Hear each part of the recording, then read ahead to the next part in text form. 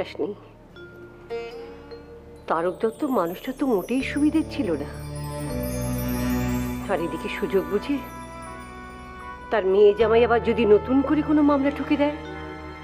মাগো, তারক ঠাকুরপো আমার কাছে আর বিলের কাছে তার কৃতকর্মের জন্য ক্ষমা চেয়েছে।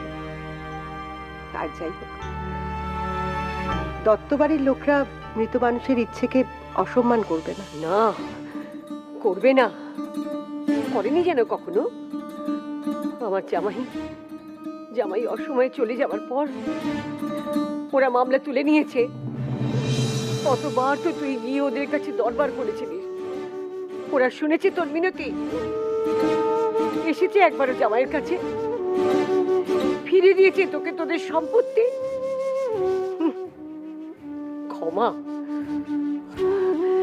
মরার কালে হরিণ নাম। মা, মা তুমি তুমি রাগ সামলাও, তোমার শরীর ভালো না। তুই ভয় পাস না, আমার কিচ্ছু হবে না। তোদের ভিটেতে তোদের ফিরিয়ে না দেওয়া পর্যন্ত আমি মরবো না। আদালতের রায় বেরোলেই আমি ও বাড়িতে চলে যাব। মা, সেই রায়টা কবে বেরোবে শুনি?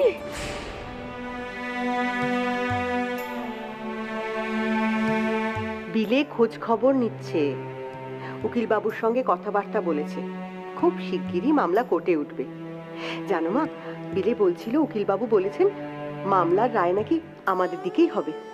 কিন্তু নরেন তো এখন কাশীপুরের ঠাকুরকে নিয়ে ব্যস্ত। সে যত ব্যস্তই হোক না কেন, তার নিজের বাড়ির প্রতি তার সব দিকে খেয়াল আছে। জানো মা, ও তো আমাকে ওই বাড়িতে প্রতিষ্ঠা করবে বলে পণ করেছে। আর বিলের পণের কথা তো তুমি জানো, দুনিয়া একদিকে ও একদিকে।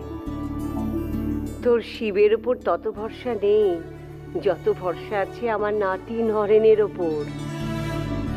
মা, আমাকে নিয়ে অত চিন্তা করো না। তাছাড়া আমি তো আর জলে পড়েনি, আমি তো আমার মায়ের ভিটেতেই আছি। তুমি তো বলো এটা নাকি আমারও ভিটে। না, এ ভিটে এখন তোর নেই, এ ভিটে আমার নাতি নরেনের।